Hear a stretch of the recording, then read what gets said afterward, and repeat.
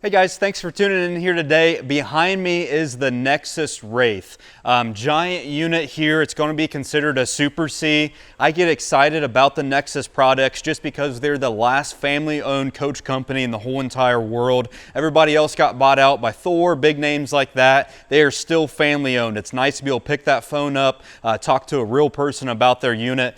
Anyways, this is going to be on an international chassis. You're going to have the Cummins 6.7 liter power plant along with the Allison transmission. Two big names right there. This coach lasts you a very long time, on top of also having 22.5 wheels.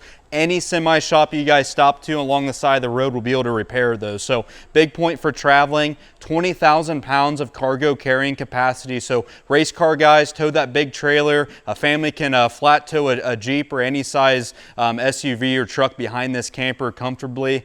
Guaranteed to find a floor plan that will be able to fit you.